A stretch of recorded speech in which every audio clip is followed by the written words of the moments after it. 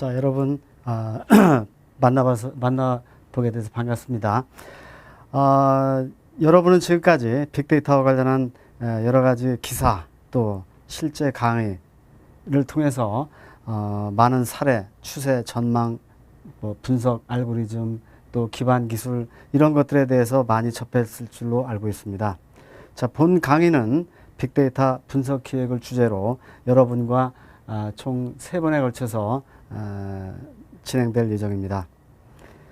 자, 우리 그 강의 그 차례는 첫 번째 기획의 개요, 두 번째 접근법, 세 번째 과제 도출 방안, 네 번째 조직의 대응 전략, 그리고 다섯 번째 빅데이터 분석 계획 그리고 사례, 그리고 마지막으로 정리를 하는 단계로 진행하겠습니다. 자, 먼저 시작하기 전에 우리 그 빅데이터가 이제 주요한 정보 기술 중에 하나인데, 이 정보 기술이 과거에 다양한 정보 기술 사이에 어떤 그 연결 선상에 있는지, 그리고 경영 이론과 어떤 관계를 맺고 있는지 잠깐 살펴보도록 하겠습니다. 자, 이 그래프를 보시면은 X축은 이 시간이고요. 또 Y는 어떤 변화의 정도를 나타냅니다. 자, 여기는 우리가 과거, 현재, 미래를 나타내는데요. 많은 경우 이 미래를 우리가 예측한다는 것은 굉장히 그 현재에 비해서 완만하게 이렇게 예측을 한다는 겁니다.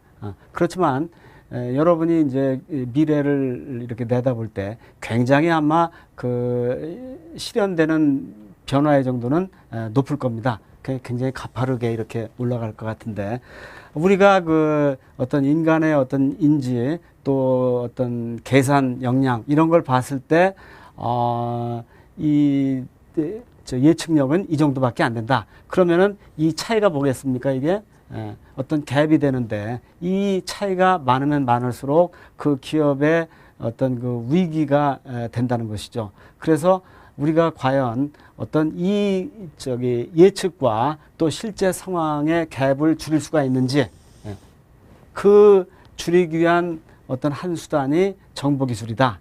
이렇게 우리가 이해를 하고 있습니다. 그래서 이 정보기술의 어떤 기업 경영에서 역할을 한번 살펴보면은 이와 같은 어떤 네 가지로 요약할 수가 있다는 것이죠. 첫 번째는 환경 감지 도구로서 여러 가지 우리가 인터넷을 이용해서 그 기업 환경, 어떤 우리의 그 경쟁자, 또 국가 경제, 국제 경영 환경 이런 거를 감지를 하고 있습니다.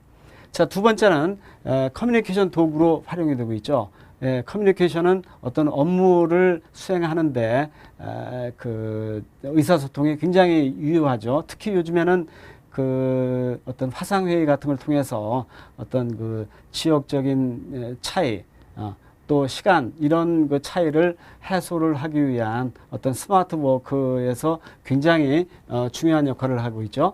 또 세 번째는 의사결정을 지원하는 도구로서 사용이 됩니다. 다양한 어떤 여러 가지 의사결정 지원 시스템 이런 것을 통해서 우리의 어떤 그 의사결정 품질 또 시간을 이렇게 그 단축시키기 위한 도구로서 많이 사용이 되고 있습니다.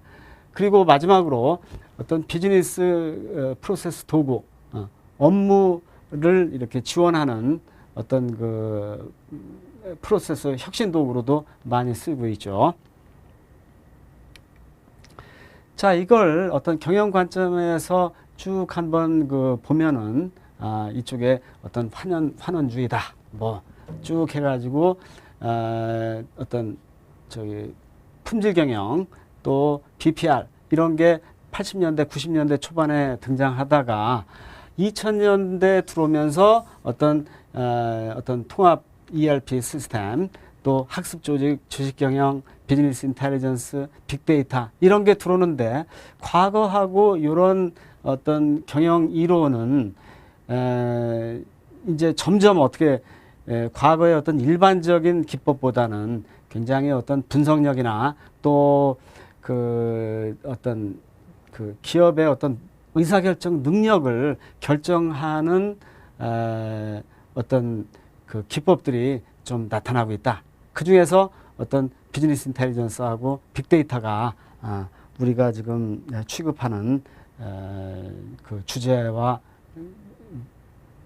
맞게 떨어지는 거죠. 자, 과거에 우리가 그 90년대 이때 많이 고민했던 것은 어떤 정보기술의 역설이라는 것입니다. 예. 정보기술의 어떤 패러독스. 그 패러독스는 이 많은 어떤 그 하드웨어, 소프트웨어, 네트워크 이런 데 투자를 함에도 어떤 기업의 성과에 나타나지 않더라. 그 이유가 뭐냐? 자, 그것이 어떤 이 기업의 어떤 그 학습 능력이라든지 또 그 어떤 그 새로운 것을 창출해낼 수 있는 그런 역량이 부족하다. 또 어떤 지적 자산을 소홀히 하고 어떤 단순하게 자동화라든지 어떤 이 생산성 뭐 이런 쪽에만 추구하다 보니까 그거에 대한 효과가 미진하지 않았느냐 이런 어떤 반성이 있었습니다. 그래서 어떤 지적 자산이라는 이게 굉장히 이제 앞으로 나오고요. 이런 지적 자산을 통해서 우리의 어떤 조직의 의사결정이나 문제 해결 능력 이런 것들을 경쟁 기업에 비해서 빨리 그리고 높은 품질을 유지할 때 어떤 그 경쟁 우위를 점하지 않겠느냐. 자, 이런 문제 해결이라든지 의사결정을 통해서 이제 많은 어떤 시행착오나 또 좋은 결과 이런 그 피드백이 이제 있을 텐데 그걸 다시 어떤 지적 자산에 그 추가를 해서 또 혹은 축적을 해서 그걸 지적 자산을 증가를 시키는 어떤 이 선순환 구조를 가질 때 어떤 정보기술의 역설이 해결이 되지 않느냐. 뭐 이런 이론적인 그 주장이 있었습니다.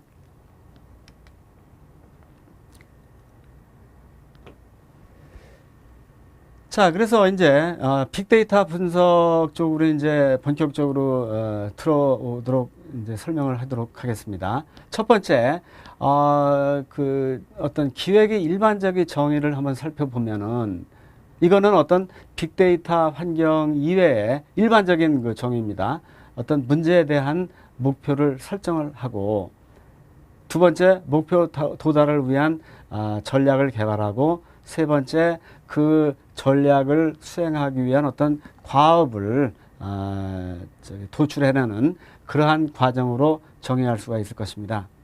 자, 여기서 문제에 대한 목표 설정이라고 그랬는데 여기에 문제를 이렇게 한 그 단어로 정의를 했지만 사실 이 문제를 우리가 인식을 한다는 건 굉장히 그 중요한 얘기입니다. 이렇게 간단하게 문제라는 것이 인식되는 것이 아니고 그 정의되는 게 아니죠. 그러니까 앞으로는 우리가 어떻게 이 문제를 인식을 할 것인지 혹은 과제를 도출할 것인지 이거에 대한 고민을 많이 해볼 것입니다.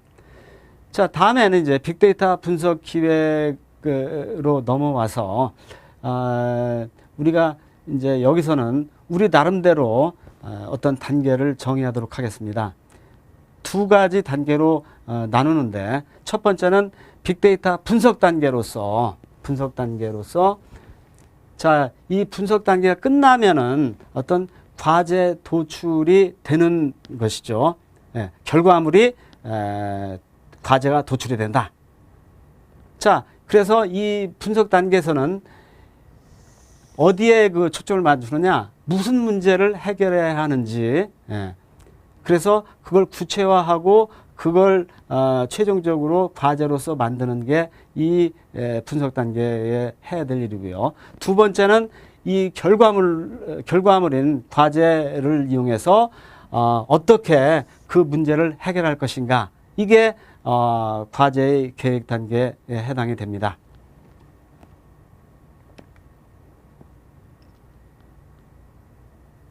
자, 그래서 먼저 이 우리가 한번 그 진행 순서를 한번 보면은 첫 번째는 분석 기획의 개요에 대해서 보고, 두 번째는 분석을 하는데, 분석 기획을 하는데 어떤 접근 방법이 있느냐. 그래서 여기 보니까 하향식, 상향식, 프로토타이핑 이 세 가지를 살펴보고요. 세 번째는 이런 어떤 접근 방법 이외에 우리가 많은 어떤 기존의 경영 혹은 경영 정보 관련되는 그 이론들이 있습니다. 이런 이론을 배경으로 해서 그로부터 과제를 도출할 수 있는 방안, 이걸 한번 살펴보고요. 자, 네 번째는 그 기획과 관련한 조직의 대응 전략. 자, 우리가 여러 가지 데이터나 분석 기법, 또 분석 인프라, 이런 것들이 갖추어져야만이 어떤 분석이 제대로 이루어지는데, 자, 이런 거에 대한 어떤 조직의 그 전략이 어떤 거가 있으며, 마지막으로는 어떤 그 계획 단계를 살펴봄으로써 끝내는 걸로 하도록 하겠습니다.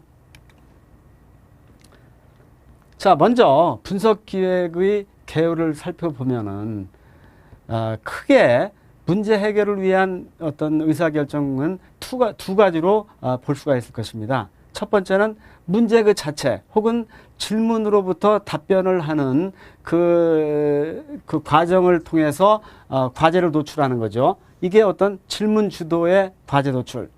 자, 질문으로부터 질문에 답변을 하기 위해서 그 데이터를 분석을 해서 어떤 문제를 해결하는 그런 접근 방법이고요. 두 번째는 문제가 사전에 주어진 것이 아니고 조직에 이미 존재하는 많은 데이터들이 있습니다. 이 데이터들은 어떤 조직이 그간 겪어온 어떤 노정이 될 수도 있을 것이고요.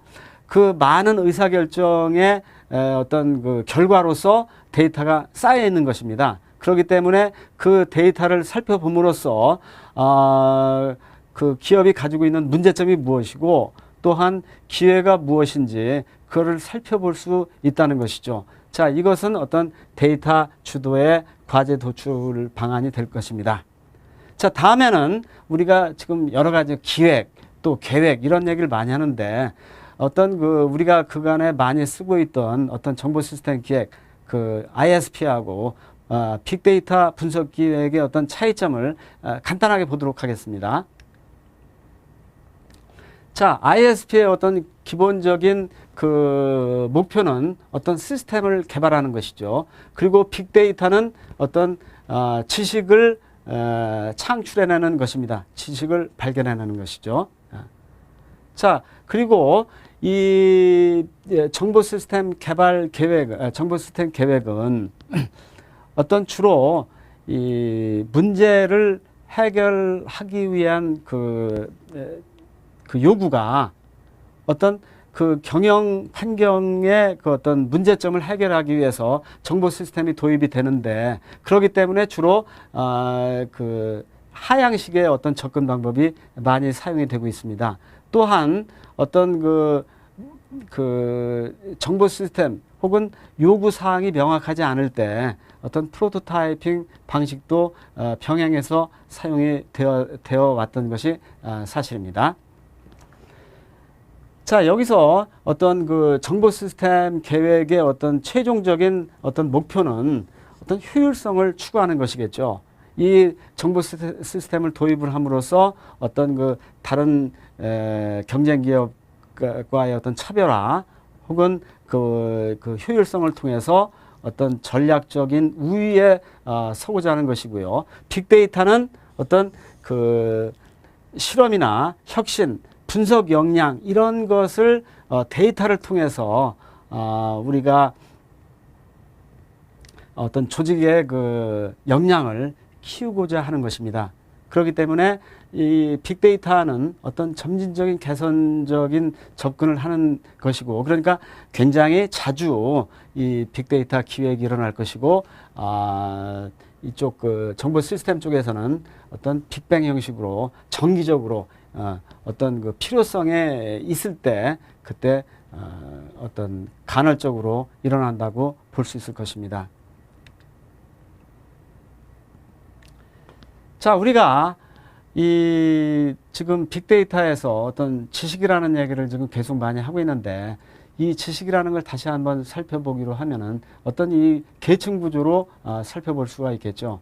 데이터로부터 정보가 추출이 되고, 정보라는 것은 어떤 의사결정에 필요한 어떤 그 요소로 작용이 되면 그것은 정보다. 그러니까 데이터가 어떤 굉장히 큰 집합이라면 정보는 그 중에 일부분, 의사결정에 관여하는 일부분의 데이터만이 정보로서 역할을 수행하겠죠. 그리고 지식은 실제 의사결정에 동원이 되는 말하자면 어떤 그 경험을 통해서 그 정보의 어떤 효용성이 검증이 된 상태로서 실제로 적용이 가능한 정보라고 생각할 수가 있을 것입니다. 그리고 그 지식을 실제로 적용을 함으로써 어떤 가치를, 기업의 가치를 높일 수가 있는 것이죠. 자, 지식의 형태는 이와 같이 여러 가지가 나올 수가 있을 것입니다. 자, 우리가 지식을 이게 형식진이 또 암묵진이 이런 그 상태로 나누듯이, 여기서 다른 노하우나 노와이 이런 것들은 어떤 주로 명시적인 지식들이 많이 있습니다.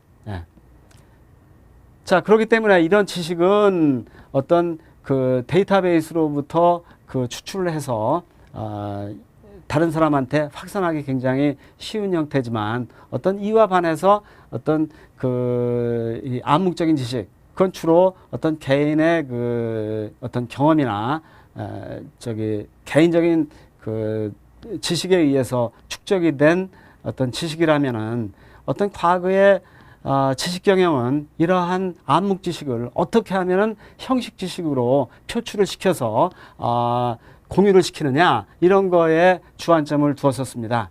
자, 마지막으로 어피너티. 자, 이거는 어피너티라는 것은 어떤 유사성이라는 것이죠. 그러니까 어떤 거하고 어떤 게 유사성이 있는지 관련성을 이렇게 보고자 하는 것이죠. 자, 두 가지 이상의 대상 사이에 존재하는 유사성과 관련한 정보라면은 이런 것은 노 어피너티가 되겠다. 그래서 앞으로 이거에 대한 얘기를 많이 언급할 것입니다. 자, 분석 접근법을 다시 한번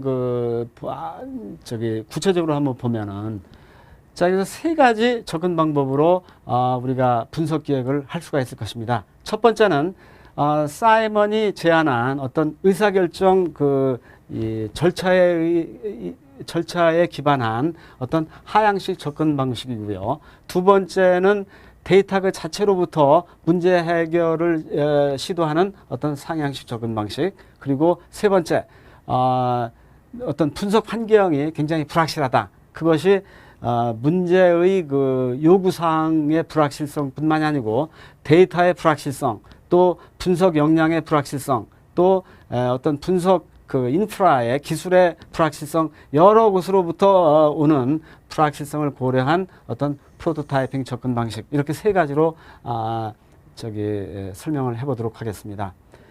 자, 먼저 여기서 대표적으로 우리가 크게 하향식과 상향식으로 이 접근 방식을 나눌 수가 있을 것입니다. 첫 번째, 하향식은 어떤 문제로부터 과제를 도출하고, 그게 바로 정의가 된 문제죠. 그 문제를 풀기 위해서 데이터를 분석을 하는 그런 단계고요. 이쪽 상향식은 데이터 분석을 통해서 문제를 그 역으로 추출해내는 그러한 과정입니다. 그렇기 때문에 데이터에 숨겨져 있는 여러 가지 패턴이나 또 관계성을 봄으로써 기회나 문제점을 파악을 하고자 하는 접근 방법이죠.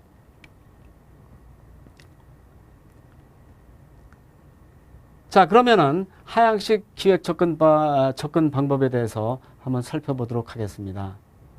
자, 아까 말씀을 드린 대로 이 하향식 방안은 문제나 이슈로부터 해결 방안을 도출하는 거죠. 자, 이거는 어떤 사이먼이 제안한 어떤 의사결정 단계 모형에서 그 원용을 한 것입니다. 자, 여기 이 내용은 어떤 처음에 문제를 그 발굴을 하고요. 우리가 인지를 하고 그 문제를 인지를 했으면은 그 문제를 사용자 관점에서 명확하게 그걸 정의를 하라는 것입니다. 그리고 세 번째는 이 문제를 해결하기 위한 어떤 대안들이 존재하는지 그거를 설계를 하라. 그리고 그 여러 가지 대안들의 어떤 타당성을 검토를 해서 거기에 타당성 검토 테스트에서 통과한 것들 중에서 가장 어떤 우수한 과제를 선택을 하자. 그래서 그거를 어떤 기획 분석 단계의 산출물로 하자는 것입니다. 자, 먼저 그 문제를 정의를 하기 위해서 처음에 식별된 문제로부터 사용자 관점의 문제 정의를 어떻게 하는지 한번 예를 통해서 살펴보도록 하겠습니다. 첫 번째, 고객 이탈이 굉장히 심하다.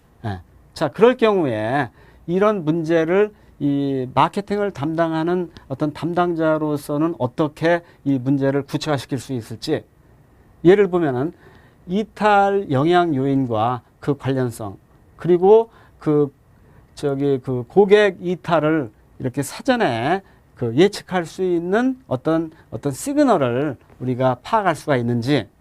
자, 두 번째는 이 어떤 납기 지연이다.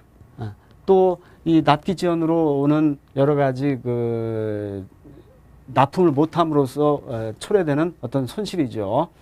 이런 게 발생했을 경우에 이것을 어떤 그 생산 라인에서 담당자는 아마 이 고장에 대해서 기계와 아마 굉장히 그 밀접한 관계가 있다는 그 생각을 할 수가 있을 것입니다. 그래서 기계의 특성과 이 고장 간에 어떤 관계가 있는지, 그리고 어떤 그 예측 지표들이 있음으로써 그 고장을 예측할 수 있는지, 이런 것들을 아마 살펴볼 수도 있겠죠. 자, 다음에는 타당성 분석입니다. 자, 여기에는 뭐 여러 가지 타당성 요인이 있을 수가 있겠지만 대표적인 것으로는 어떤 경제적인 타당성이죠.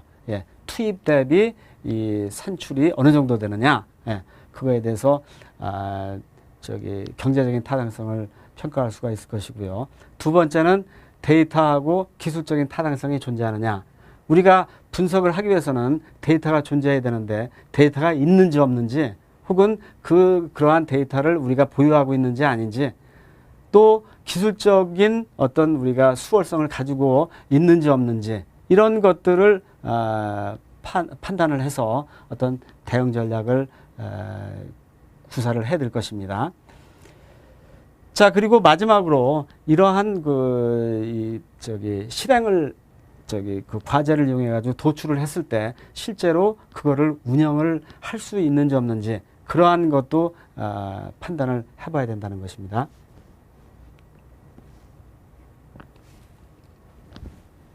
자, 두 번째는 그 하향식에서부터 이제 상향식으로 이 문제 해결 방안을 고려해 볼 수도 있을 것입니다. 자, 여기서 이 사례에서 보는 거는 이게 실제 어떤 그 뉴스에서 나온 내용인데요. 여기는 어떤 그 정신병 치료약과 뭐 항생제를 결합해서 새로운 뭐 신약을 만들 수 있느냐, 뭐 이런 내용입니다. 근데 여기서 보면은 이런 그 약품은 주로 그 유효기간이 한 20년, 특허기간이 한 20년 정도 되기 때문에 20년 정도 지난 거는 일반 그 약, 뭐 지네릭이라고 그러죠. 뭐 이런 용도로 다 쓰일 수가 있습니다. 그래서 이 회사는 컨비너톨 RX라는 회사는 이러한 그 유효기간이 끝난 그 말하자면 데이터죠. 그런 데이터들을 결합을 해서 어떤 그 결합을 통해서 새로운 어떤 지식 혹은 신약을 개발할 수가 있는지, 그거를 실제로 테스트해서 많은 성공을 거둔 회사입니다. 자, 그러니까 이런 어떤 경영 기법도 어떤 그 상향식 접근 방법을 사용했다. 이거하고 우리가 얘기하는 그 문제 도출 방법하고 굉장히 유사한 게 관련성이 있어서 여기다가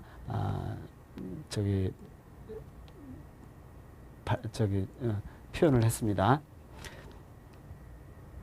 자, 그래서 여기서 보면은 이 상향식은 과거에 우리가 축적해 온 데이터를 결합을 통해서 어떤 새로운 정보나 지식을 추출을 하는 거죠. 그래서 어떤 통찰력을 얻는 겁니다. 우리가 여태까지 몰랐던 그런 것을 유레카 이런 식으로 이걸 통찰력을 얻고 지식을 얻음으로써 새롭게 문제를 이렇게 발굴해낼 수 있는 그러한 접근 방법이죠. 자, 그렇기 때문에 숨겨진 비즈니스 기회를 포착할 수가 있다. 자, 여기서는 이미 그 데이터가 가지고 있다는 겁니다. 단지 우리가 데이터가 얘기를 하지 않아서 그걸 몰랐던 것이지, 여기서 하는 거는 데이터가 무슨 얘기를 하고 싶은지 한번 알아보자. 그게 이 상향식 접근 방법의 요체죠. 자, 그렇기 때문에 어떤 분석 기술은 다양한 어떤 기술을 이용해 가지고 어떤 데이터의 데이터에 숨겨진 어떤 패턴을 분석할 수 있는 그러한 기술이 고도화가 되어야 될 것입니다.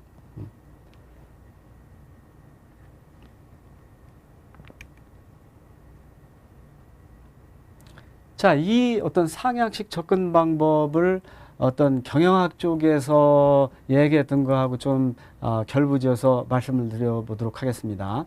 첫 번째, 이 하향식은 전통적 논리적 접근법으로서 아까 말씀드렸듯이 사이먼이 어떤 의사결정 절차로서 이미 오래전에 제안한 내용입니다. 자, 그거는 어떤 우리가 합리적으로 판단을 하는 어떤 이성적인 접근 방법으로 문제를 해결할 수 있다는 그러한 전제죠. 그래서 어떤 사고에 의한 어떤 접근 방법으로 해석을 할 수가 있습니다. 그에 반해서 이 민츠버그하고 웨슬리 두 사람은 이렇게 논리적인 접근 이외에 이 시각적인 접근, 행위적 접근을 통해서 문제를 더 효과적으로 풀어나갈 수 있다. 이렇게 제안을 했습니다. 그래서 여기서 논리적 접근은 어떤 때에 적합하냐?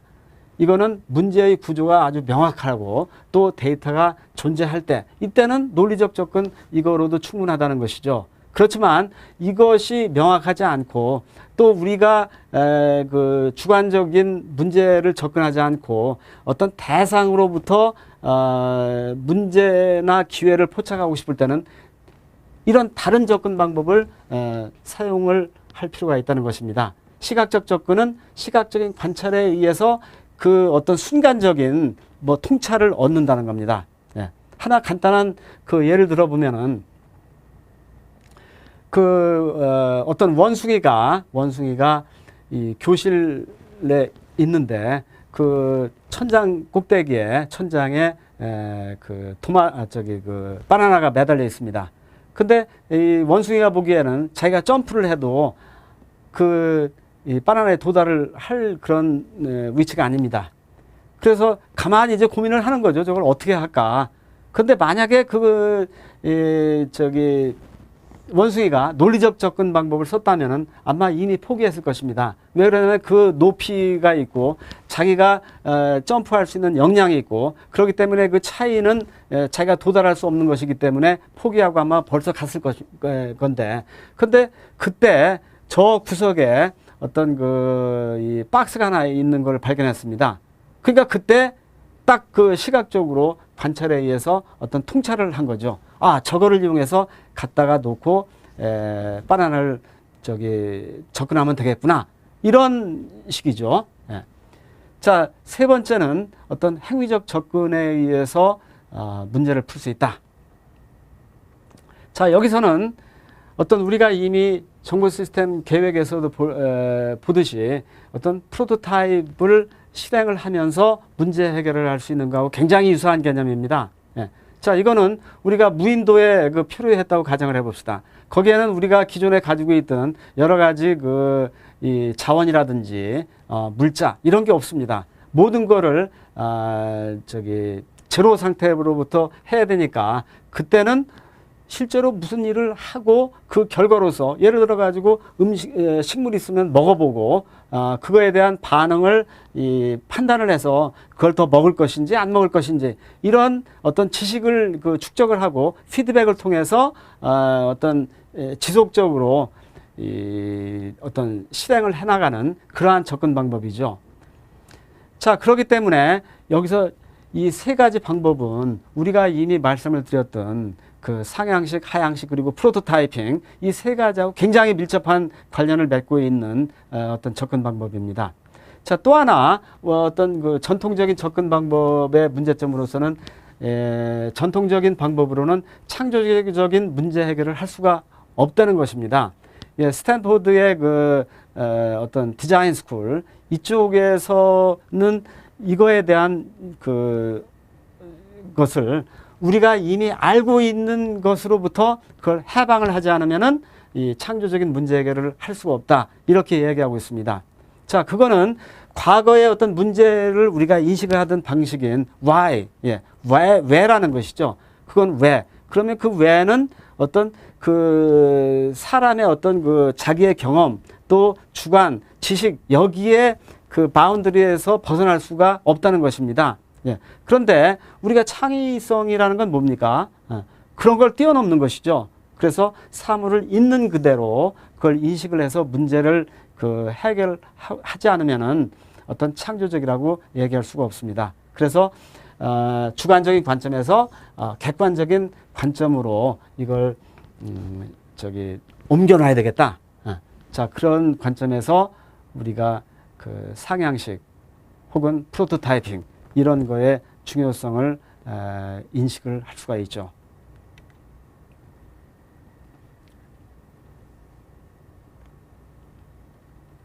자, 다음에는 또 중요한 거는 어떤 과거의 그 하향식은 인과 분석이 주였다면은 지금 상향식 같은 경우에는 어떤 데이터 그 스스로의 어떤 그 관련성 이걸 상관관계를 중요시하고 있습니다.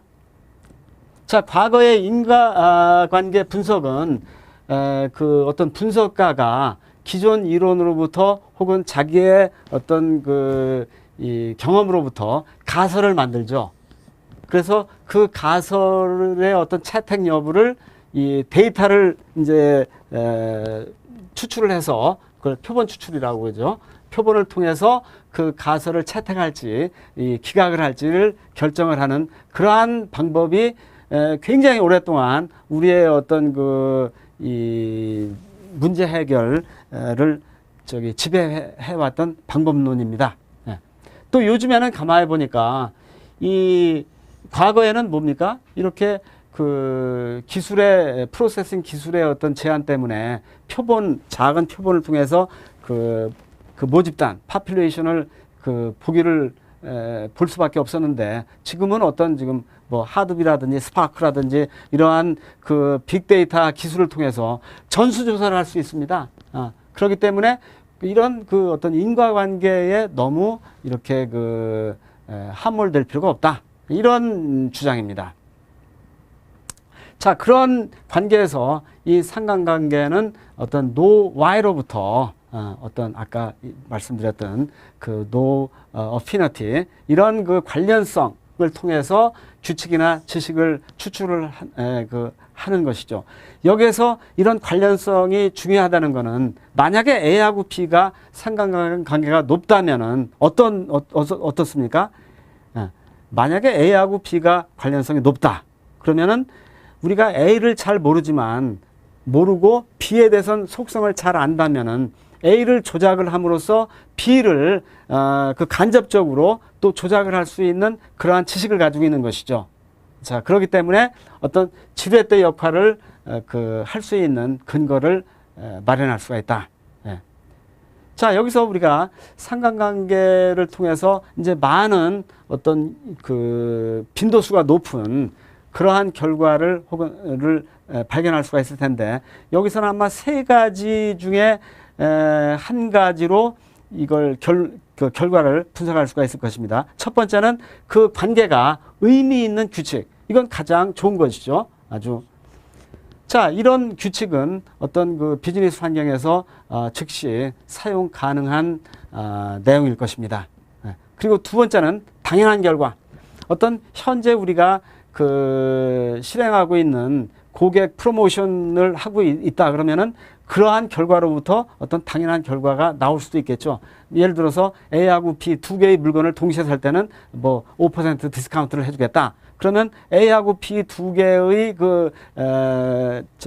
장바구니에서 결합되는 밀도가 빈도가 굉장히 높겠죠. 그건 여기서 보면 당연한 결과입니다.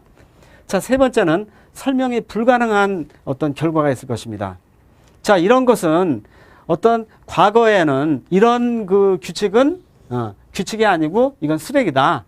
버릴 수밖에 없다. 비즈니스로 어떤 우리가 그 해석이 불가능한 것은 의미가 없다고 생각을 했는데, 최근에는 이런 것을 통해서 어떤 새로운 통찰을 할 수 있는 기회를, 어떤 단초를 제공한다는 것입니다.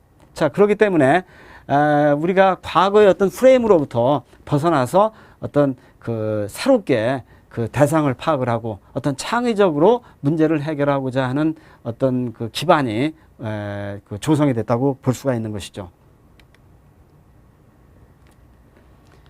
자, 여기서 상향식 접근법의 어떤 그 절차를 한번 살펴보면은요.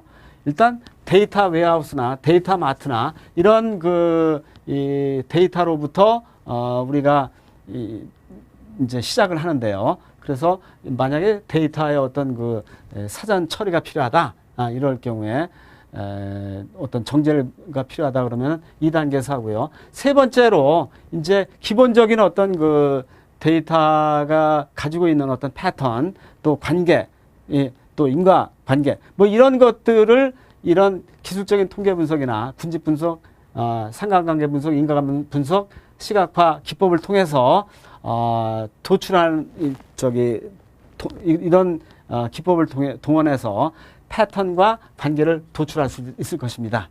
그래서 이런 관련성이 있는 높은 것들을 수집을 해서 이걸 비즈니스적으로 해석을 하죠. 그래서 만약에 이게 의미가 없다 그러면 이걸 폐기를 한다고 그랬는데, 이전에 우리가 살펴본 내용이 뭐였었습니까? 만약에 이게 비즈니스적인 의미를 우리가 현재는 모른다 하더라도 그거를 좀 다시 한번 반출을 해서 어떤 통찰력을 제공할 수도 있으니까 좀 써볼 수도 있을 것이다. 뭐 요건 그런 의미가 있을 것이고요. 두 번째는 어떤 분명한 어떤 그 비즈니스 의미가 있고 또 규칙으로서 사용이 가능하다. 그러면은 이건 가장 좋은 것이죠. 자, 이제 이건 게임이 끝난 겁니다. 이건 이미 분석이 끝난 거고요. 자, 그런데 어떤 이 비즈니스적인 의미가 있고 어떤 그걸 통해서 어떤 기회를 발견할 수가 있다. 혹은 그거로부터 어떤 과제를 발굴할 수가 있으면은, 자, 여기서 이 다음 단계로 그 문제의 어떤 정형화 가능성이 만약에 높으면은 하향식 접근법을 택할 것이고, 그렇지 않으면은 좀 더 정형화 정도를 구체화시키기 위한 어떤 프로토타이핑 접근 방법을 통해서 문제를 해결을 해나가는 그러한 이 흐름을 보이고 있습니다. 자, 세 번째 이제 프로토타이핑 접근 방법을 한번 보면은요. 자, 여기서 프로토타이핑, 처음에 프로토타입이라는 그 용어를 한번 보면은요. 이것은 사용자의 기본 요구만을 반영한 모형 시스템입니다. 그 모형이라니까 어떤 온전한 것이 아니고 어떤 일부의 기능만 반영한 시스템이 되겠죠. 자, 우리가 이 프로토타입 혹은 프로토타이핑을 사용했던 때는 주로 언제 사용했느냐? 자, 여기선 소프트웨어 개발 소프트웨어를 개발할 때 우리가 많이 썼죠. 그래서 우리가 빅데이터 분석을 할 때 우리가 여기 갖다가 쓴 건데요. 자, 그때 소프트웨어를 개발할 때 이 개발자와 사용자 간의 의사소통 효과를 높이기 위해서 이 프로토타입을 자주 사용했었습니다. 자, 그래서 프로토타입의 어떤 완성도, 이것은 어떤 거에 그 영향을 받느냐 그러면은 당연히 어떤 요구사항의 반영 정도가 어느 정도냐 이거에 의해서 되겠고요. 또 이 데이터가 어느 정도 충분히 존재하느냐, 그리고 그 품질이 높으냐, 뭐 이런 여러 가지 관점에서 이 프로토타입의 어떤 그 완성도가 결정이 될 텐데, 자, 여기서 이 프로토타입은 아까 어떤 그 doing first나 seeing first 이 관점에서 어떤 thinking first에서 제공하지 못하는 이 문제 해결을 어떤 보충해주는 혹은 문제를 지속적으로 구체화시킬 수 있는 그러한 방법으로 중요하다고 생각할 수 있습니다. 그렇게 함으로써 올바른 문제를 해결할 수 있고 과제를 도출할 수가 있겠죠. 자, 그래서 이 프로토타입의 어떤 최종 결과는 첫 번째 당연히 성공적인 과제 도출일 경우에 가장 좋은 결과일 것이고요. 두 번째는 개선이 요구되는 거죠. 다시 그 프로토타입이 완전하지 않기 때문에 다시 그 보완이 되는 그러한 상태가 될 것이고, 세 번째는 이 폐기 처분이 되는 더 이상 문제로서 가치를 상실한 그러한 결과가 있을 수가 있습니다.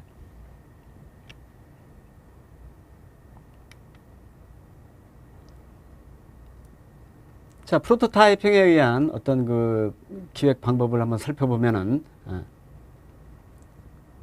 자, 첫 번째 요구를 반영해서 어떤 간단한 프로토타입 원형 모델을 구축을 하겠죠. 자, 그런데 그 어떤 프로토타입의 완전도, 이 완성도는 아마도 여러 가지 우리의 기술적인 제약 조건이나 데이터, 또 경제적인 그 문제에 의해서 이 프로토타입의 어떤 그 완전도가 결정이 될 것이다. 예. 자, 이걸 바탕으로 해서 이 프로토타입을 이제 평가를 하고, 만약에 그것이 전혀 가치가 없다고 판단이 되면은 폐기가 되겠고요. 자, 그 프로토타입이 온전하게 문제로서 정의가 된다면은 다음에 이제 과제 도출이 됐는데, 혹은 여기서 하향식 접근 방법에 의해서 그 온전한 절차를 밟아서 과제가 도출이 될 수도 있을 것이고요. 또 하나 방법은 이 개선 요구가 있을 수가 있을 것입니다. 이 프로토타입이 아직까지도 사용자의 어떤 요구가 반영이 되지 않았기 때문에, 또 온전하지 않기 때문에 개선 요구를 반영을 해서 다시 프로토타입을 개선하는, 다시 재구축하는 이러한 사이클을 통해서 점점 문제를 구체화하고 또 의사결정을 하는 그러한 과정을 보이고 있습니다. 자, 우리가 왜 이 프로토타이핑이 필요하냐? 첫 번째 당연히 문제에 대한 인식 수준이 낮을 때입니다. 문제를 우리가 명확하게 모를 때. 자, 두 번째는 필요 데이터의 존재 여부에 대한 불확실성이 높음. 데이터가 우리가 그 온전하게 가지고 있는지, 그리고 그 품질이 유지가 되어 있는지. 자, 그렇기 때문에 여기서는 분석가와 사용자 간 계속적인 어떤 그 데이터의 그 완전성 여부에 대해서, 또 그 데이터가 없다면은 그걸 대체할 만한 데이터가 있는지 그걸 협의를 해야 될 것입니다. 자, 그리고 데이터 사용 목적이 어떤 계속해서 변화할 수가 있다. 우리가 여기서 데이터의 어떤 사전에 정의되어 있는 한 가지 목적으로만 사용되는 것이 아니고, 데이터는 여러 주요 목적, 주요 본질적인 목적 이외에 부수적인 목적으로 사용이 되기 때문에 이것을 지속적으로 관찰함으로써 프로토타이핑을 이렇게 온전하게 진행할 수 있다는 것입니다. 자, 그럼 여기서 빅데이터 분석에서 프로토타이핑이 왜 필요한지 한번 보도록 하겠습니다. 자, 당연히 이 프로토타이핑은 정보 시스템 그 개발 때와 마찬가지로 그 문제에 대한 인식 수준이 낮을 때, 문제를 정확하게 정의하지 못할 때 필요한 방법입니다. 자, 아까 말씀드렸듯이 프로토타입은 어떤 이 사용자 요구가 반영된 어떤 임시의 어떤 대상체라고 보면 되겠죠. 그걸 점점 온전하게 끌고 가는, 그렇게 함으로써 최종 산출물에 도달하게 하는 방법이기 때문에 이 과정을 통해서 문제에 대한 인식을 점점 높일 수가 있습니다. 두 번째, 어떤 필요 데이터의 존재 여부에 대한 불확실성이 높다 이겁니다. 자, 우리가 빅데이터 분석을 할 때 어떤 데이터의 의존도가 굉장히 높은데, 어떤 데이터 같은 경우에는 실제로 존재하지 않는 것도 있고, 또 그런 데이터에 대해서 다른 데이터로 대체를 해야 될 필요성도 있겠죠. 그런 경우에 이 빅데이터 분석하는 분석가와 그리고 이 최종 사용자 간의 어떤 이 의사소통이 자주 반복적인 어떤 협의가 있어야 되겠다. 자, 여기서 또 하나 주의 깊게 볼 것은 어떤 데이터가 굉장히 이 사전에 정의되어 있는 한 가지 목적만으로 쓰이는 것이 아니고 다양한 형태로 쓰이고 있다는 것입니다. 그렇기 때문에 이 프로토타이핑을 통해서 여러 이 데이터가 가지고 있는 속성을 살펴봄으로써 이 문제를 해결해 나갈 수가 있기 때문에 이 방법의 어떤 필요성이 있다고 볼 수 있습니다. 자, 그러면 여기서 우리가 지금까지 본 하향식, 상향식, 그리고 프로토타이핑, 이 세 가지 방법에 대해서 비교를 한번 해보도록 하겠습니다. 자, 첫 번째, 사전에 문제가 정의가 되어 있는지의 여부입니다. 하향식 같은 경우에는 명확히 존재하죠. 명확히 존재하고, 상향식은 이 문제가 정의가 되어 있지 않고 데이터로부터 문제를 찾아나가는 것이죠. 자, 세 번째, 프로토타이핑은 문제가 존재하나 굉장히 이 정의 수준이 낮은 상태를 나타냅니다. 그리고 이 빅데이터 분석 주도자가 누구인지를 한번 살펴보면은, 하향식일 경우에는 비즈니스 담당자입니다. 자, 그렇지만 상향식 같은 경우에는 이 데이터 분석가가 굉장히 주도적인 역할을 하겠죠. 왜? 데이터 분석을 통해서 거기에서 어떤 의미를 비즈니스 담당자한테 제공하기 때문에요. 자, 프로토타이핑도 아마 비즈니스 담당자가 주도적인 역할을 할 것입니다. 자, 분석은 아마 이 하향식 같은 경우에는 어떤 이 하향식은 어떤 직관에 의한 문제를 풀기 때문에 비즈니스 지식이 굉장히 우선시 될 것이고, 상향식은 데이터에 대한 어떤 지식이 높아야 될 것 같습니다. 데이터 분석 능력이 높아야 될 것이고요. 프로토타이핑은 이 두 가지 어떤 결합, 어떤 분석가와 또 비즈니스 이 전문가가 같이 프로토타입을 중심으로 해서 문제를 점진적으로 풀어가는 그러한 관계에 있습니다. 자, 기획 절차는 하향식 같은 경우에 명확한 절차가 존재하지만 상향식은 전혀 없죠. 그리고 프로토타이핑은 반복적으로 정교화 과정을 거쳐서 어떤 완전한 쪽으로 유도하는 방법이고요.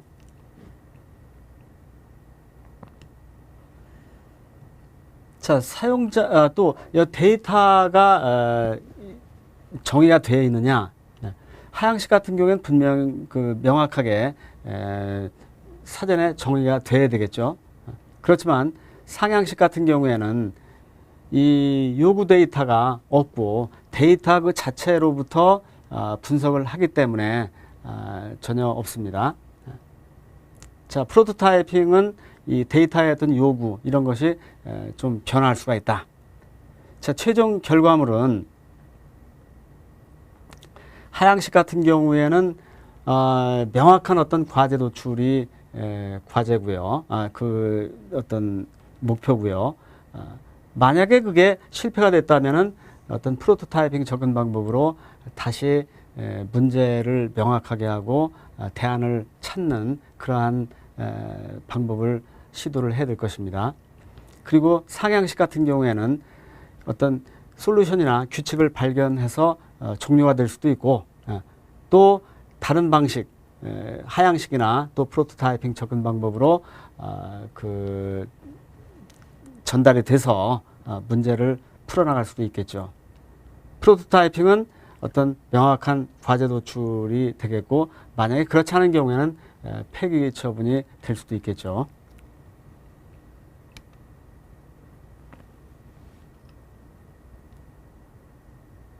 자, 그러면 우리가 이 세 가지 어떤 방법을 봤는데 이 세 가지는 이 그림에서 보는 바와 같이 이렇게 상호 의존적이다.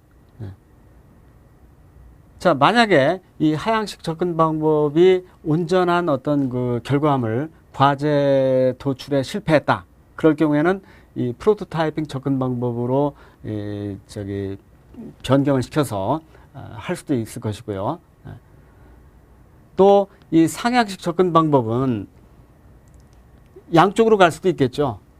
여기서 과제가 어떤 규칙이나 솔루션이 발견이 됐다면은 끝나겠지만 그렇지 않은 경우에는 하향식으로 이전을 시켜서 할 수도 있을 것이고 또 프로토타이핑 접근 방법을 택할 수 있을 것입니다. 자, 그렇기 때문에 우리가 정보 시스템 어떤 개발 그 환경과 빅데이터 분석 기획 환경을 비교해 봤을 때 이 정보 시스템 개발에서는 어떤 하향식과 프로토타이핑 그 두 가지 방식이 주도적이었다면은 이 빅데이터 분석 기획에서는 이 세 가지가 모두 다 동원이 되는 그리고 특히 이 상향식 접근 방법이 어떤 그 주요한 굉장히 중요한 역할을 수행한다고 볼 수 있습니다. 자, 이번엔 여기서는 어떤 그 빅데이터 분석 과제를 실질적으로 어떻게 도출을 할 수 있는지 한번 생각해 보도록 하겠습니다. 첫 번째, 프레임워크에 기반한 분석 기회를 탐색하는 방안에 대해서 보도록 하겠습니다. 자, 이 방안에 의하면은 어떤 기업에는 지금 빅데이터에서 가장 중요한 게 어떤 데이터가 있죠. 데이터가 어떤 거래 처리 데이터가 있고 비거래 처리 데이터 두 종류가 있습니다. 자, 거래 처리 데이터는 어떤 정형화된 데이터로서 어떤 기업에서 매일 반복되는 업무에서 발생하는 데이터가 되겠죠. 어떤 고객의 그 구매 데이터라든지 생산 관련 데이터 또 품질 관련 데이터 이런 것이 여기에 들어갈 것이고요. 비거래 처리 데이터는 어떤 SNS라든지 트위터 또 블로그 같은 데에 우리 회사와 관련되는 여러 가지 비정형 데이터가 존재할 것입니다. 자, 그리고 데이터 분석을 하는데 목적이 있겠죠. 왜 하는지.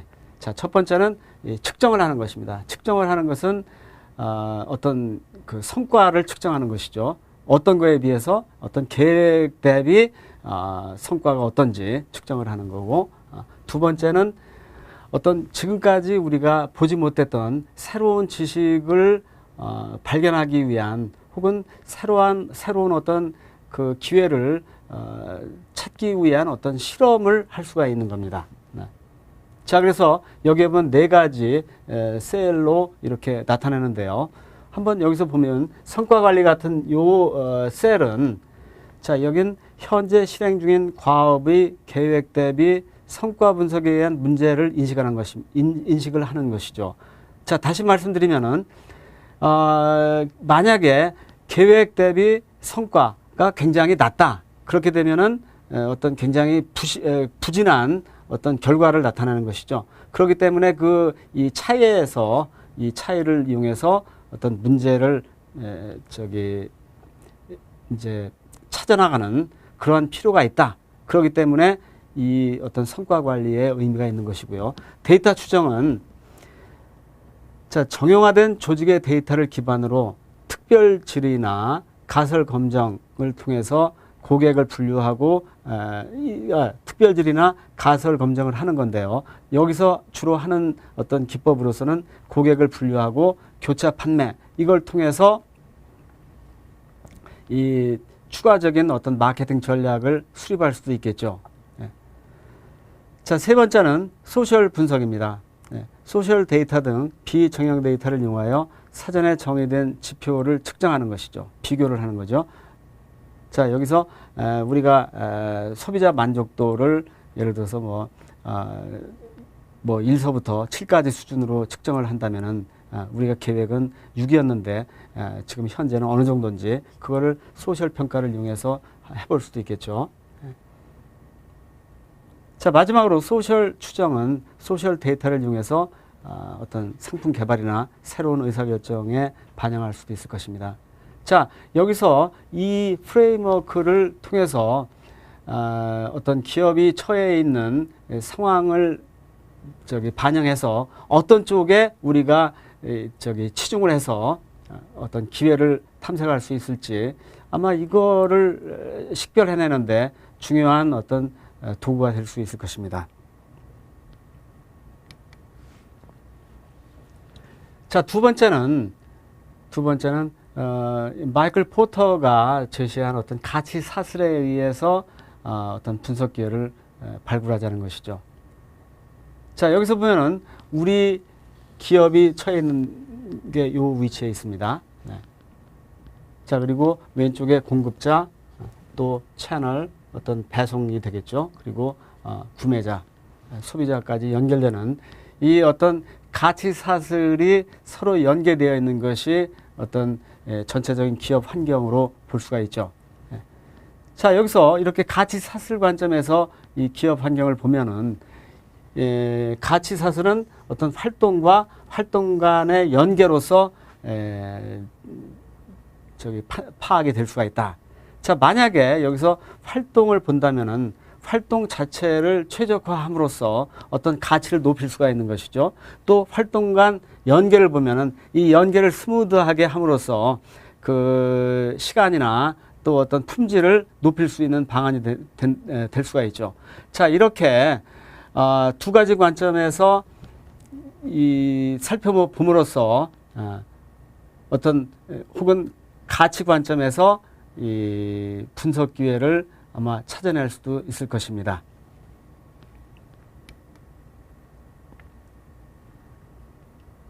자, 세 번째는 공급자와 고객 관계를 어떤 관계로부터 어떤 정렬이 돼야 되는데 그 정렬을 우리가 어느 정도 하고 있느냐, 그거로부터 분석 기회를 발굴할 수 있을 것입니다.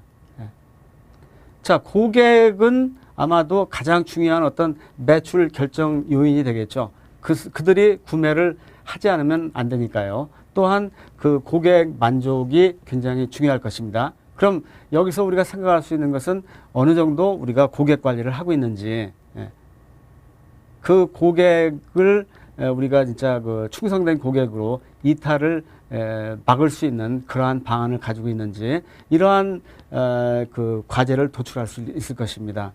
자, 두 번째는 공급자 같은 경우에는 이 원가하고 품질을 결정하는 이 주체인데요.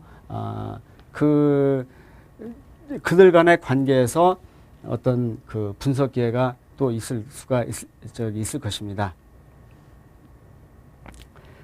자, 네 번째는 이 기업의 어떤 의사결정 역량 관점에서 분석계를 볼 수가 있을 것입니다. 자, 우리가 여기서 의사결정 능력이라는 것은 우리가 모두의 말씀을 드렸듯이 어떤 그 지속적인 경쟁력을 제공해주는 원천이라고 많은 학자들이 얘기하고 있습니다. 자, 여기서 지속적인 원천이라는 것은 그 외부의 제3자가 이걸 모방을 하거나 그 복사를 하지를 못하는 그러한 강점이 있죠. 그렇기 때문에 이 문제 해결 역량이라는 것은 굉장히 중요한 어떤 그 조직의 어떤 자원으로 볼 수가 있겠죠. 자, 여기서 만약에 그 어떤 문제를 이제 해결할 때 제일 처음에 하는 것이 문제를 정의하는 것이죠. 그런데 이 문제를 잘못 정의를 하면은 어떻게 되겠습니까? 이 문제 해결 프로세스가 의미가 없어지죠. 그렇기 때문에 이 문제 정의서부터 정확하게 하려면은 그 어떤 데이터 분석이 제대로 돼야 되겠다. 그 관점에서 어떤 빅데이터의 어떤 이 과제가 도출이 될 수도 있을 것이다. 자, 두 번째는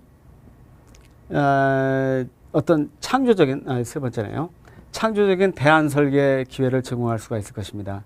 아까 이미 우리가 seeing first나 doing first에서 보았듯이 어떤 기존의 어떤 자기 그 관점에서 문제를 해결하는 것이 아니고 어떤 대상을 파악을 함으로써 혹은 그것을 확실하게 이해를 함으로써 어떤 나의 어떤 그 편견이나 이런 것을 어떤 삭제한 창조적인 대안 설계를 할 수도 있을 것입니다.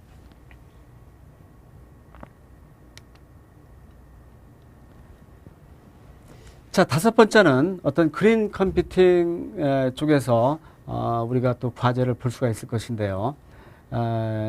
여러 연구에서 보니까 어떤 ICT에서 그 소비되는 에너지는 2%랍니다. 그리고 다른 산업에서 약 98%가 소비가 된다는데, 자, 이건 무슨 의미를 보이고 있느냐면은 어떤 정보기술을 이용해서 다른 산업 분야의 98%에 해당하는 에너지 소비를 제어할 수 있다는 것이죠. 자, 그리고 요즘에 많이 등장하고 있는 어떤 사물 인터넷과 또 어떤 데이터를 결합을 해서 어떤 에너지 절감이라든지 또 어떤 그 패턴 같은 걸 찾음으로써 효율적인 어떤 그린 컴퓨팅을 제안할 수도 있을 것입니다. 자, 여섯 번째는 균형 성과표를 이용한 분석기의 발굴입니다. 자, 분석기의 균형 성과표는 여러분이 다 알고 있다시피 어떤 네 가지 관점에서 어떤 지표를 개발하고 그거에 따른 어떤 계획 그리고 그 성과치를 지속적으로 모니터링하는 것이죠. 자, 첫 번째는 재무 관점.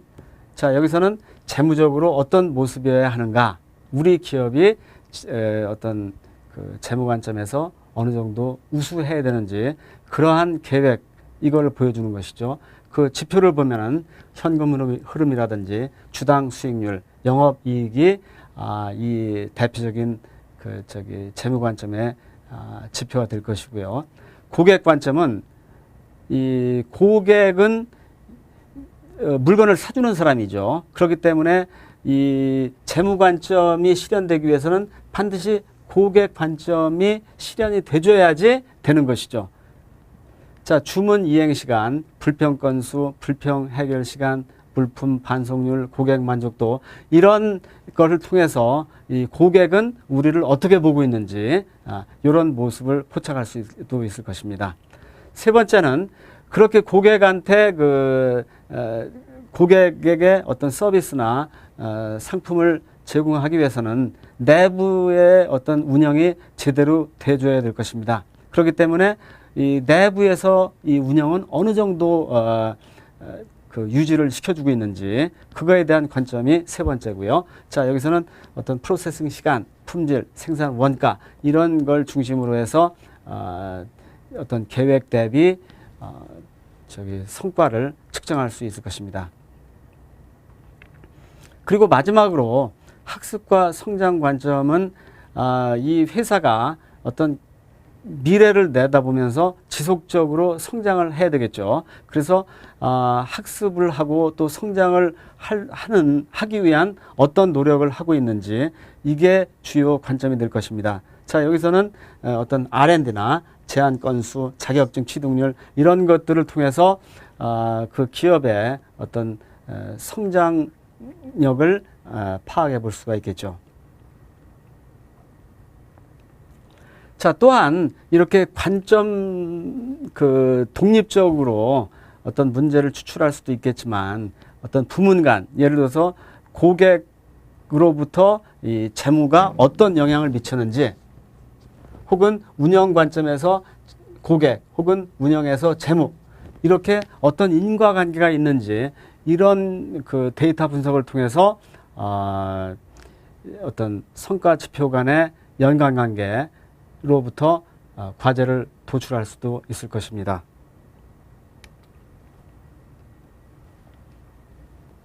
자, 다음에는 이 빅데이터 기획과 관련한 조직의 대응 전략을 살펴보도록 하겠습니다. 첫 번째, 조직의 데이터 가버넌스인데요.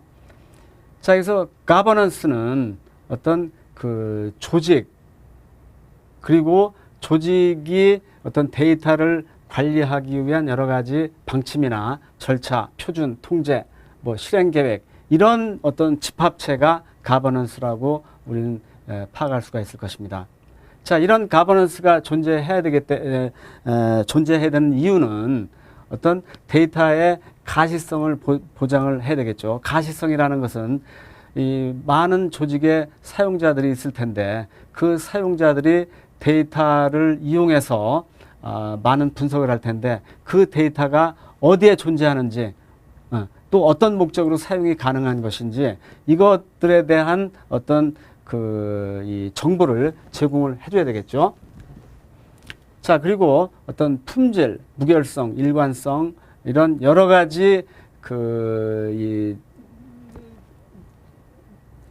데이터 관련된 어떤 속성들을 유지를 시켜줌으로써 데이터의 어떤 분석 결과를 우리가 신뢰할 수 있는 그러한 상태를 유지를 시켜줘야 되겠다 이렇게 생각합니다. 자, 네 번째는 이 이해관계자의 식별이 필요하다. 누가 이 데이터를 책임을 지고 소유를 하고 또 관리를 하느냐. 그런 사람들이 명확하게 그 식별이 되지 않으면은 이 데이터의 어떤 품질이나 어떤 가시성 이런 것들이 보장이 되지 않겠죠. 자, 두 번째는 이런 데이터가 있다 하더라도 우리 조직의 어떤 빅데이터 분석 역량이 어느 정도인지 이걸 살펴봐야 될 것입니다. 만약에 우리가 이런 빅데이터 분석 역량이 없다면은 그럼 빅데이터 분석을 하지 말아야 되느냐? 그런 건 아니겠죠. 우리가 이런 분석 역량이 없다면은 외부의 그 분석 역량을 의존할 수도 있을 것입니다. 자, 그렇기 때문에 먼저 우리의 어떤 그 역량, 우리의 현재 상태를 파악할 수가 있어야 될 것입니다. 자, 1단계의 어떤 분석 역량은 데이터 기술 역량으로서 자, 여기서는 데이터를 있는 그대로 파악하는 것이죠. 예. 자, 데이터의 어떤 요약, 또 상관관계, 시각화 이런 걸 통해서 데이터가 지금 뭐를 얘기하는지 그걸 데이터를 이해할 수 있는 수준이 어느 정도인지 그걸 파악을 하자는 거고요. 두 번째는 진단 역량으로서 그 데이터 간의 어떤 관계에서 어떤 인과관계가 있다면은 그게 왜 그런 인과관계가 성립이 되는지 그 원인을 찾을 수 있는 능력이 있느냐. 그게 2단계고요. 세 번째 단계는 예측을 할 수가 있는 단계냐. 자, 여기서는 과거 데이터로부터 미래를 예측을 할 수가 있느냐. 예를 들어 가지고 현재 우리가 그 고객이 있는데 그 고객이 앞으로도 우리하고 계속해서 거래를 유지를 할 건지 안 할 건지 그거에 대한 여부 혹은 확률 이런 것을 예측을 할 수가 있는지 이게 어떤 3단계에 해당이 되고요. 4단계는 의도하는 미래 상태를 위한 처방을 할 수 있는 수준. 이거는 어떤 그 비즈니스 환경에서 어떤 최적화나 또 시뮬레이션 이런 여러 가지를 통해서 실질적인 어떤 비즈니스 어떤 처방까지도 할 수 있는 이러한 단계를 얘기하고 있습니다.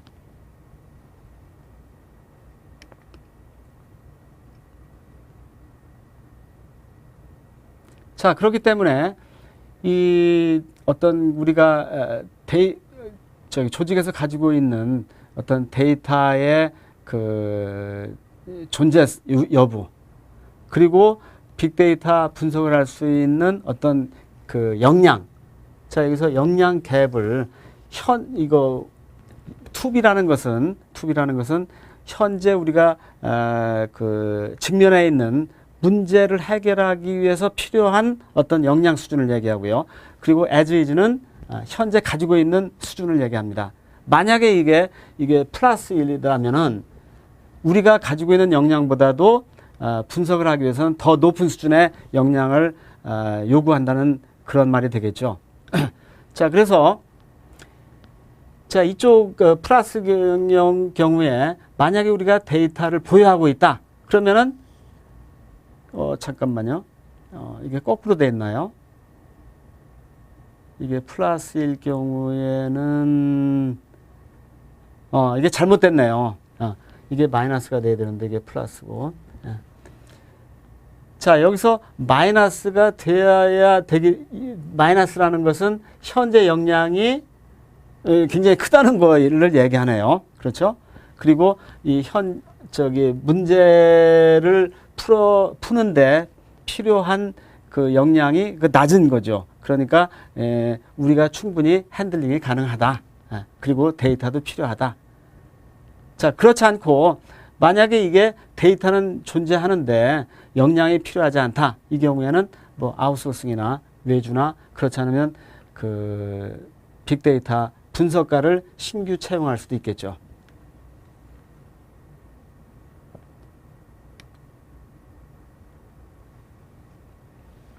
자, 다음에는 우리가 빅데이터 분석 기획에서 아까 크게 두 가지로 나눴는데요. 분석 단계와 계획 단계로 나눴죠.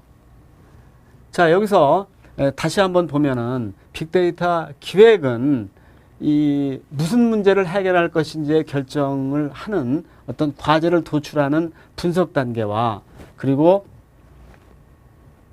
여기서 도출된 문제를 어떤 절차를 통해서 해결할 것인지 계획 단계로 구분한다고 했습니다. 그래서 여태까지 우리가 봤던 단계는 분석 단계고요. 지금부터 계획 단계를 간단하게 보면은 다음과 같습니다. 이 계획 단계는 여기서 굉장히 간단하게 했는데 이거는 다른 어떤 이 정보 시스템 계획이라든지 이런 데하고 굉장히 유사하기 때문에 특별하게 장황하게 타치를 하지는 않았습니다. 자, 계획 단계를 한번 보면은요. 처음에는 과제 목표를 정의를 하는 겁니다. 네. 자, 여기서 도출 과제로부터 우리가 목표를 명확하게 설정을 해줄 필요가 있다 이거죠. 만약에 우리가 고객 이탈률을 이렇게 낮추고 싶다. 그걸 그 과제로 도출을 했다면은 그럼 그 고객 이탈률을 어느 정도 수준으로 유지할 것인지 혹은 매출 증가를 어느 정도로 할 것인지 이렇게 구체적인 지표를 설정을 하자. 자, 두 번째는 이 요구사항을 도출하자는 것입니다.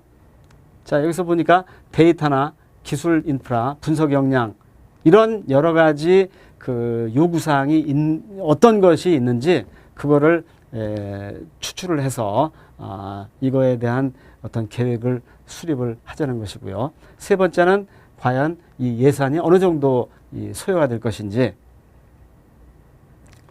자, 이렇게 이제 어떤 예산안 같은 어떤 확보 계획을 수립을 해야 되고요. 마지막으로 이게 다 충족이 됐다면은 이제 프로젝트 관리로 들어가겠죠. 실제로 이 데이터를 이용해서 분석 기법을 이용해서 분석을 실시하는 그런 단계. 자, 프로젝트 관리 계획을 해야 될 것입니다.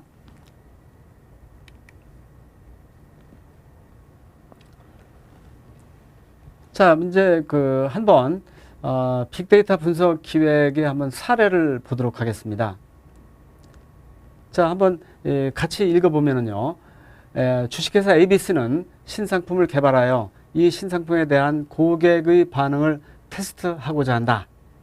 신뢰성이 있는 분석을 위해서는 약 500명의 고객으로부터 사용 가능한 테스트 결과가 필요하다. 과거 경험에 의하면 마케팅 담당자가 시제품에 대한 테스트를 위해 고객에게 접근하면 대부분의 경우 관심이 없다는 이유로 응하지 않는 경우가 대부분이었다. 따라서 임의로 대상 고객을 접촉할 경우 접촉 고객 수가 증가하기 때문에 마케팅 비용이 올라가기 때문에 효율적인 방안이 되지 못한다. 참고로 과거 데이터에 의하면 임의 방식으로 고객을 접촉할 때 단지 5%만의 고객이 조사에 응하는 것으로 나타났다. 자, 여기서 첫 번째 문제를 정의를 한번 해봅시다. 이 구체적으로 사용자가 이 마케터라면은 그 관점에서 문제를 이렇게 정의하면 어떨까요? 만약 500명의 응답이 필요할 경우 임의로 고객을 선택할 경우 약 10,000명의 고객과 접촉을 시도해야 됩니다. 이게 맞죠? 10,000명 곱하기 5%면 500명이 나오니까요. 임의로 접촉한다고 가정을 했을 경우에. 자, 이럴 경우에 10,000명과 접촉을 해야 되기 때문에 거기에서 소요되는 비용을 지출해야 됩니다. 따라서 이 빅데이터 관점에서의 우리 과제는 어떻게 하면은 고객 접촉 수를 최소화하면서 500명의 실질적인 응답을 얻을 수 있는가 이겁니다. 자, 다음에는 이걸 한번 먼저 이걸 한번 보겠습니다. 자, 여기서 반응 곡선을 한번 보죠. 자, 아까 봤듯이 우리가 10,000명이 고객이 있다고 그러면은 이걸 임의로 접근을 해서 어떤 서베이를 실시할 경우에 그 사람들이 응할 확률은 5%라고 그랬습니다. 그렇기 때문에 10,000명 곱하기 5%면은 500명이 되죠. 네. 그렇기 때문에 500명만큼의 어떤 결과를 얻겠죠. 네. 자, 그런데 이 선은 아마 5%이기 때문에 이렇게 일직선으로 쭉 연장을 해놓으면 나오겠죠. 만약에 20,000명을 하면은 여기에 1,000명에 해당이 되는 반응 고객 수를 얻을 수 있을 것입니다. 그런데 우리는 이렇게 임의로 접촉하는 것보다도 좀 더 이 데이터에 입각한 빅데이터를 이용해서 어떤 효율적인 방안을 좀 찾고 싶은 것입니다. 그렇기 때문에 어떤 효율적인 반응 곡선이 어떤 것이냐. 자, 여기서 커브를 두 개를 보면 이 커브하고 요거하고 이 두 개를 생각해 볼 때, 자, 우리가 500명을 원할 경우에 이 커브를 보면은 요것만큼에 해당이 되는 대상만 접촉하면 되고요. 또 이 커브를 보면은 요 알고리즘 B네요. B를 이용한다면 요만큼의 고객을 접촉을 해야 됩니다. 그렇기 때문에 이 반응 곡선보다 훨씬 양호하죠. 왜냐하면 이만큼 고객 수를 절약을 할 수 있기 때문에요. 자, 그러면은 아까 한 가지 전제 조건이 있죠. 이 10,000명에서 5% 임의로 접근할 경우에 5%의 반응률을 본다고 그랬는데, 이때는 어떻게 이 고객을 임의로 그냥 줄을 세워놓은 거에 지나지 않는데, 지금 이 반응 커브가 나오기 위해서는 어떤 형식으로든지 이 고객의 어떤 반응률이 높은 어떤 순서대로 정렬을 시켜놓은 상태입니다. 그렇기 때문에 이 알고리즘은 어떤 이 반응 확률이 높은 순서대로 정해져 있는 건데, 여기서 알고리즘 A가 알고리즘 B보다 그런 정렬을 하는 어떤 확률을 추출하는데 좀 더 정확하게 정확한 알고리즘이다. 이렇게 해석할 수가 있을 것입니다. 자, 여기서 두 번째 이제 아까 문제 정의가 됐으면은 두 번째는 대안을 설계를 해야 되겠죠. 여기서 세 가지를 생각을 해봤는데요. 뭐 이건 제가 그냥 임의대로 해본 겁니다. 자, 우리가 어떤 고객을 어떤 고객이 우리한 고객이냐 그런 그 판단을 하는 기준은 여러 개가 있을 수가 있겠지만 여기서는 최근에 어떤 구매한 고객이 아마 우리하고 지속적으로 거래를 할 확률이 높을 것이다. 그렇기 때문에 최근성을 봐서 이 고객을 정렬하는 것이고요. 두 번째는 거래 금액이 많으면 과거 어떤 일정 기간을 통해서 거래 금액을 합산을 해서 금액이 높으면은 그런 고객이 아마 그런 고객에 접근을 해서 응답을 요구하면 더 높을 것이다. 이런 가정을 할 수가 있겠죠. 그리고 세 번째는 과거에 실시했던 유사 신상품 테스트 마켓 이 데이터를 이용해서 어떤 요인들, 어떤 변수들이 이 고객의 응답을 결정했는지 그거에 대한 어떤 인과 분석을 통한 그런 변수를 이용해서 현재 이 모형을 모형에다가 적용해보는 방법. 이렇게 세 가지를 생각을 할 수가 있다는 것이죠. 그래서 이건 사용자마다 다 다른 어떤 대안을 추출할 수도 있을 것입니다. 자, 세 번째, 타당성 분석을 하겠죠. 자, 타당성 분석은 데이터가 있는지 없는지 또 경제적으로 우리가 감당할 수 있는지 없는지 투입 대비 어떤 기대되는 이익이 수입이 보장이 돼야 되겠죠. 그리고 여러 가지 기술적인 타당성이나 운영적인 타당성. 자, 이렇게 이 문제와 관련해서 생각할 수가 있을 것입니다. 그럼 여러분들이 한번 읽어보시고요. 자, 대안 선택을 이제 해야 되겠죠. 그 세 가지 중에서.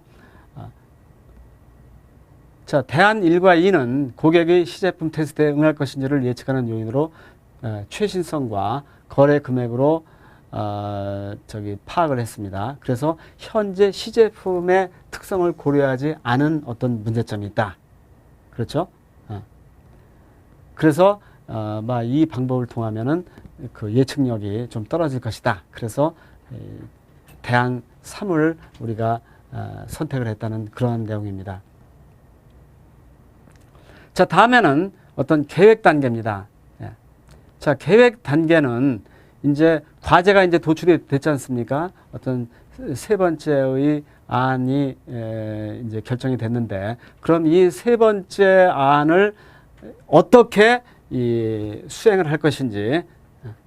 자, 그럼 첫 번째 이 계획 단계에서 과제를 어떻게 명확하게 이제 다시 한번 정의를 해봅시다. 과거 유사 테스트 마케팅 데이터를 이용하여 고객의 응답 가능성이 높은 순서대로 정렬하여 그 순서에 입각하여 고객 접촉을 시도한다. 자, 그러면은 이제 그 데이터를 이용해서 그런 분석 기법을 이용해 가지고 고객을 이렇게 정렬을 하는 그 방법을 택해야 되겠죠. 자, 그래서 과제 목표를 정의를 하면은 아까 이미 본 대로 대동소이한데요. ABC의 경험에 의하면 무작위적인 고객 접촉은 약 5% 정도의 고객 반응률을 보여 500명의 시제품 테스트가 필요하다. 이럴 경우에 어떤 10,000명의 고객을 접촉을 해야 합니다. 자, 만약에 우리가 어떤 새로운 그 알고리즘을 발굴을 해서 분석을 통해서 발굴을 해서 20% 정도를 이걸 올렸다. 그럴 경우에는 단지 2,500명 정도만 접촉을 해서 어떤 동일한 결과를 얻을 수가 있죠. 그럴 경우에 어떤 절감되는 비용은 7,500명분에 대한 어떤 그 비용이라고 우리가 볼 수 있을 것입니다. 자, 그래서 이제 과제 요구 사항은 이제 데이터 요구 사항이 뭔지. 자, 첫 번째, 독립 변수가 이제 아까 종속 변수는 그 어떤 반응을 보일 수 있는 어떤 그 확률 이런 걸로 봤기 때문에 종속 변수는 결정됐는데요. 독립 변수를 어떤 거를 이용할 것인지. 자, 그거는 그 조직 내부 데이터로부터 수집이 가능할 수도 있겠죠. 예. 또 어떤 외부의 통계기관, 그 통계청이라든지 여러 가지 공공기관으로부터 수집도 가능할 것이고, 만약에 이런 데이터가 없다 그러면은 외부 마케팅 컨설팅 업체로부터 구매가 가능할 수도 있을 것입니다. 자, 그리고 이 빅데이터 분석 역량이 어느 정도의 수준이어야 되느냐. 자, 여기서는 어떤 그 종속 변수를 예측을 해야 되기 때문에, 그런데 그것을 어떤 그 확률적으로 해야 되기 때문에 어떤 그 로진 모형이나 인공지능 모형 이런 정도의 그 분석 역량이 우리한테 좀 있어야 되겠다. 그럼 우리 조직에서 이런 역량이 있느냐 없느냐. 만약에 있다면은 자체 분석을 할 수 있을 것이고, 그렇지 않으면은 어떤 외부로부터 지원을 받는 방안을 생각해 볼 수 있을 것입니다. 자, 그래서 우리가 지금까지 한 내용을 좀 정리를 해보면은, 자, 첫 번째, 빅데이터 분석의 어떤 주요 접근 방법은 세 가지 방법을 우리가 얘기를 했죠. 하향식, 두 번째 상향식, 그리고 프로토타이핑. 자, 하향식은 어떤 문제 주도의 어떤 방안이었고요. 자, 이것은 어떤 경우에 유효하냐? 자, 사전에 그 문제가 사전에 문제 정의가 명확할 때, 자, 어떤 데이터를 이용할 것인지, 그리고 어떤 분석 모형을 이용할 것인지, 이것도 구체적으로 정의가 가능할 때 이 가장 좋은 방법이 하향식 방식이다. 자, 여기서 보니까 이런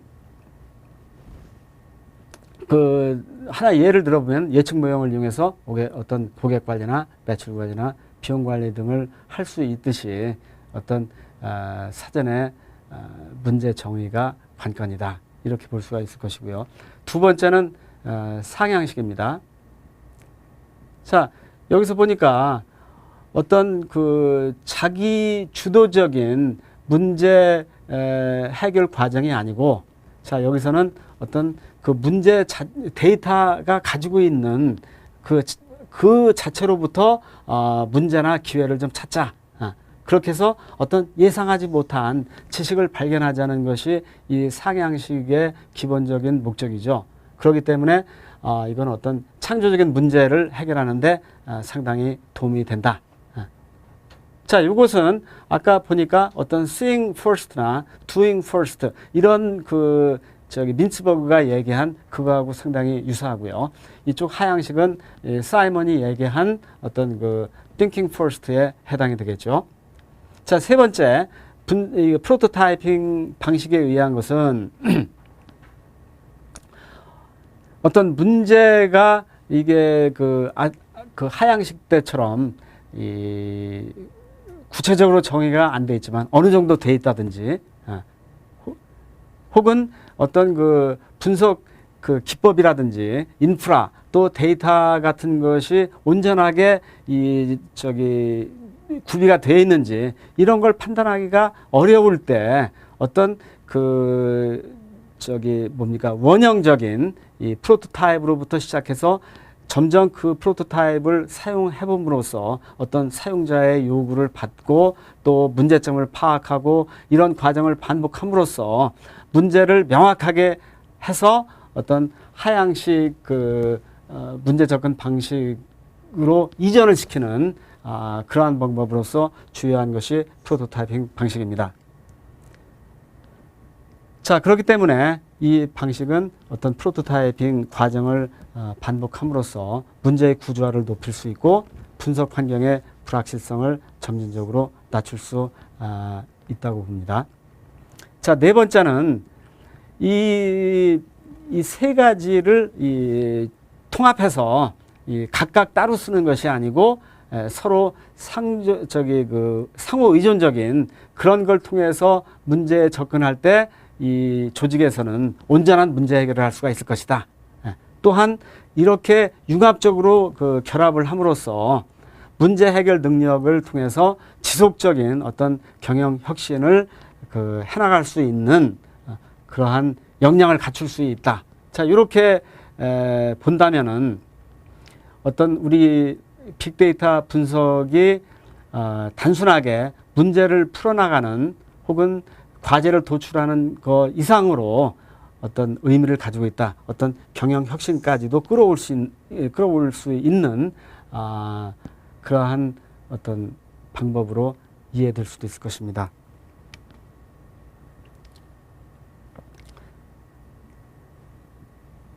자, 뭐 이거 아까하고 유사한 내용인데 다시 보면은 사이먼의 어떤 이 문제 해결 방식은 탑다운 혹은 하향식에 주요하고요.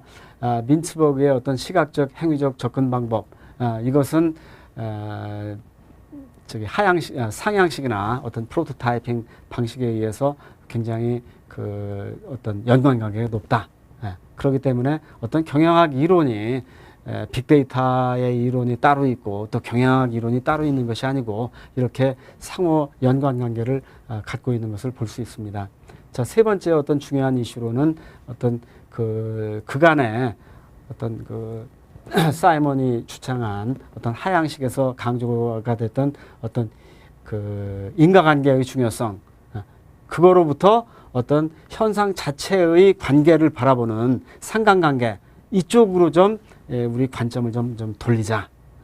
그렇게 해서 우리가 알고 있는 것으로부터 또 혹은 우리가 알고 있다는 것이 항상 맞는 것이 아니기 때문에 그런 것을 어떤 객관화시킬 수 있는 노력을 해야 되겠다. 그렇기 때문에 어떤 하이브리드 통찰, 아까 얘기한 이 세 가지 방법에 의해서 통합을 하고 상호 보완을 해서 어떤 통찰을 얻는 그 과정이 필요하다. 이렇게 볼 수가 있을 것입니다. 자, 그렇게 다시 보면은 Y로부터, 과거의 Y로부터 이 what. 또 이게 what은 현상이죠. 데이터가 보이고 있는 그 자체. 그리고 이거는 우리의 어떤 지식이나 또 직관, 이런 거에 의한 접근 방식으로부터 상호 보완적으로 이게 돼야 되겠다. 자, 그렇다면은 이 데이터 분석력을 높일 수 있고, 자, 이 분석력을 통해서 어떤 문제 해결 능력을 높일 수 있다면은 그것이 바로 어떤 경쟁력의 원천이 되지 않겠느냐. 이런 관점에서 어떤 빅데이터의 분석 기획, 이거에 의미가 있다고 볼 수가 있습니다. 그렇기 때문에 여러분이 빅데이터를 생각할 때 아마 대부분이 어떤 분석 기법, 또 이 데이터가 크다, 뭐 그게 휘발성이 있다, 또 굉장히 빨리 변한다, 이런 어떤 관점에서 주로 들으셨다면은 이 빅데이터 기획이라는 어떤 추상적인 내용이지만 이걸 통해서 어떤 다른 경영학과 관련되는 이론을 한번 접목을 시킬 수가 있고 또 경영 혁신까지도 연결시킬 수 있다는 것을 말씀드리고 싶습니다. 자, 여러분, 오늘 빅데이터 분석 기획에 대해서 같이 생각을 해봤는데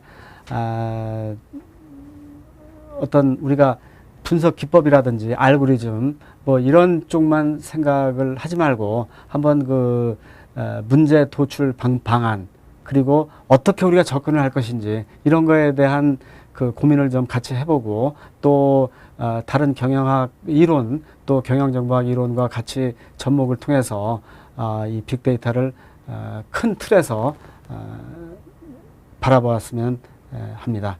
자, 오늘 이렇게 경청해 주셔서 고맙고 다른 채널을 통해서 여러분과 다시 만나기를 기대하겠습니다. 고맙습니다.